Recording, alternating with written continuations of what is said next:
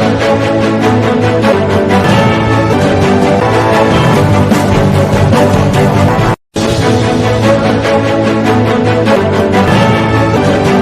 જોઈ રહ્યા છો સનાતન news network Junagadh. Reporter Reenaben Dave. અહેવાલ વલ્લભભાઈ પરમાર।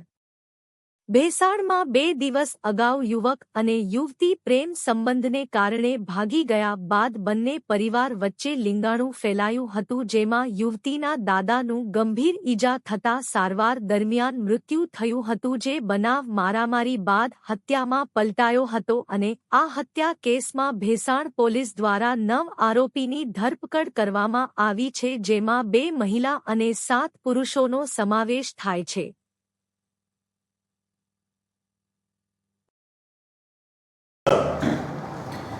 ભેસાણ પોલીસ સ્ટેશનમાં જે 9/7/2024ના રોજ બનાવ બનેલો, તેઓ ફરિયાદી પ્રવીણભાઈ મૂળજીભાઈ સોલંકી, તેમની ભત્રીજીને આ જે આરોપીઓ છે તેમનો દીકરો યોગેશ પગાડી ગયેલો, તે બાબતનો ખાર રાખી અને ગઈ તારીખ 9/7/24ના રોજ સાંજના સમયે બોલાચાલી થયેલી। તેવા સમયે આ આરોપી નંબર 1 છે રાહુલ લખનનાથ ડાંગર, તે લાકડી લઈને આવેલો અને ત્યારબાદ અન્ય જે આરોપીઓ છે તે બધા એક જ પરિવારના સભ્યો હોય, જે પૈકી છે 2 મહિલાઓ છે અને અન્ય તમામ પુરુષો છે।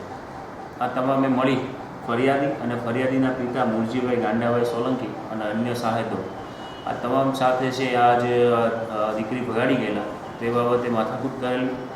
ત્યારબાદ વારાફરતી આ લોકોએ પથ્થરોના છૂટા ઘા મારેલા, અને આ જે મૂળજીભાઈ સોલંકીને ઈજા પહોંચાડેલી, જેમને સારવાર અર્થે સૌપ્રથમ ભેસાણ હોસ્પિટલ લઈ ગયેલા, જ્યાં ભેસાણ પોલીસ સ્ટેશન દ્વારા આ આરોપીઓ વિરુદ્ધ BNSની કલમ 115(2) તથા 352 મુજબ ગુનો દાખલ કરવામાં આવેલો, પરંતુ આ મૂળજીભાઈની તબિયત વધુ ખરાબ થતાં તેમને જૂનાગઢ સિવિલ હોસ્પિટલ લાવેલા, જ્યાં સારવાર દરમિયાન છે તેમનું મૃત્યુ થયેલું।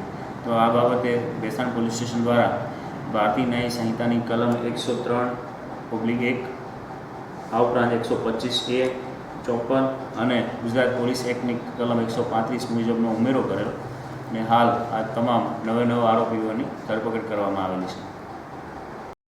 તેમાં હાલ જે આરોપી પકડાવવામાં આવેલા છે તેમાં રાહુલ લખનનાથ ડાંગર, લખનનાથ ઝવેરનાથ ડાંગર, સાગર રામજીભાઈ, સંજય રામજીભાઈ, ગીતાબેન લખનનાથ, ગીતાબેન વિજયભાઈ સંજયભાઈ, જનાભાઈ ભીખાભાઈ અને રવિભાઈ જયંતિભાઈ, તમામ રહે ભેસાણ 100 વાળિયા પ્લોટમાં।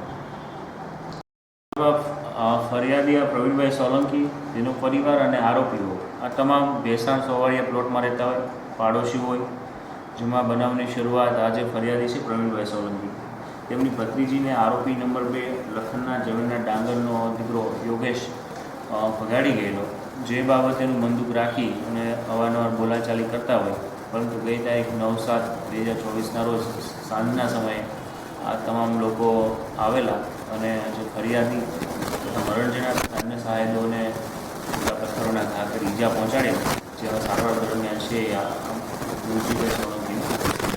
જૂનાગઢમાં આજે આમ આદમી પાર્ટીની બેઠક યોજાઈ, જેમાં ઈશુદાનભાઈ ગઢવી સહિતના નેતાઓ ઉપસ્થિત રહ્યા હતા। સ્થાનિક સ્વરાજ્યની ચૂંટણીઓ આવી રહી છે, નગરપાલિકાની, મહાનગરપાલિકાની આવી રહી છે ચૂંટણીઓ, જેના ભાગરૂપે અને પદાધિકારીઓના કામનો રિવ્યુ માટે અમારા રાષ્ટ્રીય નેતા ગોપાલભાઈ ઇટાલિયા, અમારા સંગઠન મહામંત્રી મનોજભાઈ સોરઠિયા, અજીતભાઈ લોખીલ સાથે તમામ પ્રદેશની ટીમ વિવિધ જિલ્લાઓમાં જઈ રહી છે મિશન વિસ્તાર અંતર્ગત સંગઠનનો વિસ્તાર કરવા માટે।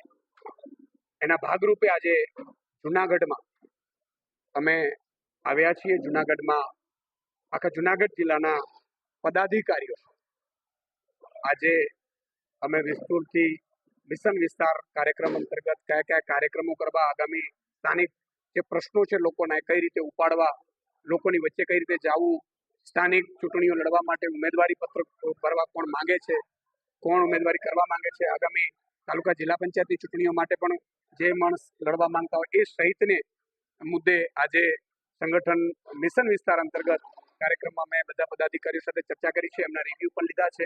આગામી સમયમાં નગર રાજ બિલ જે મહાનગરપાલિકાઓ માટે પણ અમે એપ્લાય કરવાના છીએ એ મામલે પણ ચર્ચા થઈ છે, જેમાં જે સોસાયટી ઈચ્છે એ રીતે ગ્રાન્ટ ફાળવવાનું નક્કી કરવાનું પણ એક પ્લાન છે. એ પણ અમે આગામી સમયમાં જુનાગઢ મહાનગરપાલિકામાં લોન્ચ કરવાનું પ્લાનિંગ કરી રહ્યા છીએ. એટલે એ મુદ્દે પણ ચર્ચા થઈ છે. અને જુનાગઢની સમસ્યાઓ ગજબની છે. અહીંયા તમે જોશીપુરા બ્રિજનો જુઓ, તમે ધારાસભ્યોને ખબર નથી, સાંસદોને ખબર નથી, કોર્પોરેટરોને ખબર નથી, અને હવે કોર્પોરેટરો આખું ભાજપને આપવા છતાંય લોકો પસ્તાઈ રહ્યા છે. ગટરની વ્યવસ્થાઓ નથી, એક વોકડામાં દબાણો દૂર નથી કરતા, એટલે પાણીની સમસ્યાઓ એટલી છે, ગંદકીની સમસ્યાઓ એટલી છે, સ્થાનિકમાં સારી હોસ્પિટલો નથી, સારી સ્કૂલો પણ નથી, સ્કૂલોના પણ ઠેકાણા નથી. આ સ્થિતિ અત્યારે પહોંચી ગઈ છે જુનાગઢની. એટલે આ મુદ્દા બહુ વધારે છે સ્થાનિકોના, અને એટલા માટે આગામી સમયમાં મારા કાર્યકર્તાઓ પણ જિલ્લા અને તાલુકા અને જુનાગઢ મહાનગરપાલિકામાં આગામી કાર્યક્રમો કરશે.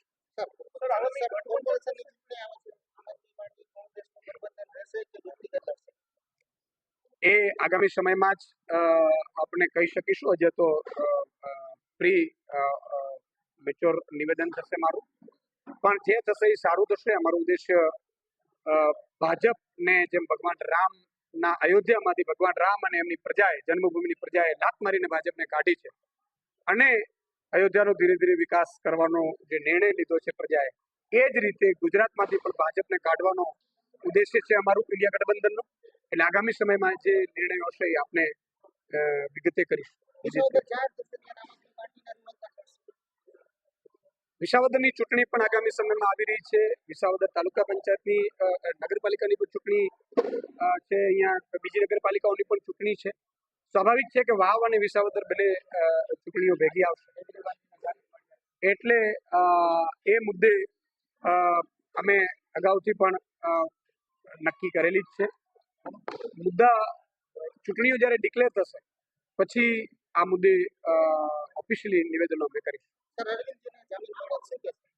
બિલકુલ, માનનીય અરવિંદ કેજરીવાલજી ઈમાનદારીની એક મિસાલ છે. અરવિંદ કેજરીવાલજી ઉપર તમે બીજા આક્ષેપો કદાચ કરી પણ શકો, પણ આ આક્ષેપો પ્રજા માનવા તૈયાર નથી જે એ ભ્રષ્ટાચાર કરી છે. કારણ કે માણસ પાસે ભ્રષ્ટાચાર કરવા માટે અઢળક સમય હતો, અઢળક છતાં અરવિંદ કેજરીવાલજીને અને આમ આદમી પાર્ટીને ખતમ કરવા માટે નરેન્દ્ર મોદી અને ભાજપે અને અમિત શાહે પ્લાન કર્યો. હું તો એમ કહીશ કે ઈડીનો દુરુપયોગ કર્યો. આજે સત્ય પરેશાન થઈ શકે છે, પરાજિત નહીં. આજે અરવિંદ કેજરીવાલજીને ઈડીએ જામીન આપી દીધા છે. તમે જુઓ, એ પહેલા પણ નીચલી કોર્ટે જામીન આપ્યા, તુરત જ સીબીઆઈ પહોંચી ગઈ હાઈકોર્ટ, સ્ટે લઈ આવી, ઈડી હાઈકોર્ટ પહોંચી ગઈ, સ્ટે લાવી. બીજું, સીબીઆઈથી ધરપકડ કરાવડાવી. એટલે ભાજપે ગમે તેમ કરીને ખતમ કરવાનું હતું કે ભાઈ ધારાસભ્ય જેવો તમે 2 ધારાસભ્યો લઈ, એક મંત્રી ધારાસભ્ય, પંજાબમાં પણ એક સાંસદ અને ધારાસભ્ય લઈ, પણ કોશિશ હતી કે પાર્ટીને તોડી નાખીએ, પાર્ટીના ધારાસભ્યોને ખરીદી લઈએ, એમને પર પ્રેશર કરીએ, ઈડીથી ધમકાવીએ, એમને પણ જેલની ધમકી આપી. મનીષ સિસોદિયા હજી 1.5 વર્ષથી છે, અરવિંદજી જેલમાં છે, તમારે બધાને ખતમ કરી નાખીશું.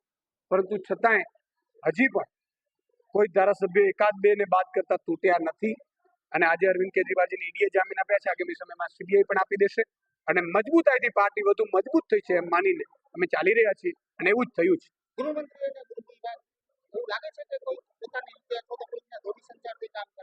બિલકુલ, એ તો ગૃહમંત્રી ને પ્રધાનમંત્રી બંને અરવિંદ કેજરીવાલજીને ફસાવવા માટે ઈડીનો દુરુપયોગ કર્યો છે જગ્યાએ. અને તમે જો નીચલી કોર્ટે પણ કહ્યું કે ભાઈ બાયસ રહે તેમ કામ ન કરી શકો. આજે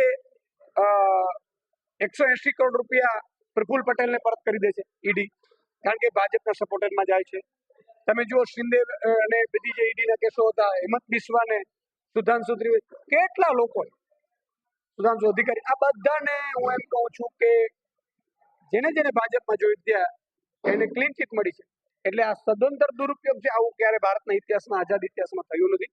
પણ અમે એવું માનીએ છીએ કે જેટલી તાનાશાહી કરશે, आप जितने भी तानाशाही रावण की तरह कर लो, हम राम की तरह आपका सर्वनाश करें. આપેલો ડિમોલેશન ઉપર મહાનગરપાલિકાની ચૂંટણીઓમાં આગામી અમે નગરરાજ બિલ લાવી રહ્યા છીએ. લોકોની વચ્ચે જશું, પત્રિકાઓ છપાવીશું, ઘરે ઘરે ડોર ટુ ડોર કરીશું. નગરરાજ બિલમાં આજ સુધી શું છે કે કોન્ટ્રાક્ટર, કોર્પોરેટરો અને મ્યુનિસિપલ કમિશનરો અને ભાજપ જે શાસક હોય એ નેતાઓ નક્કી કરે ક્યાં ગ્રાન્ટ વાપરવી છે, કઈ રીતે વાપરવી, રોડ ક્યાં બનાવવો, કેવો બનાવવો, મટીરિયલ કેવું વાપરવું. પરંતુ નગર રાજ બિલમાં સોસાયટીઓ નક્કી કરશે કે અમારી સોસાયટીમાં અમારી ગ્રાન્ટ ક્યાં વાપરવી. એટલે કે સત્તા પણ પ્રજાને આપી દેવામાં આવશે. એ પ્રકારનું નગર રાજ બિલ છે જે આગામી સમયમાં આમ આદમી પાર્ટી લોન્ચ કરશે જુનાગઢ મહાનગરપાલિકામાં. લોકોની વચ્ચે જશું અને મને પૂરો વિશ્વાસ છે કે ભાજપના શાસનથી ત્રસ્ત આવેલી જુનાગઢની પ્રજા મહાનગરપાલિકા આમ આદમી પાર્ટીને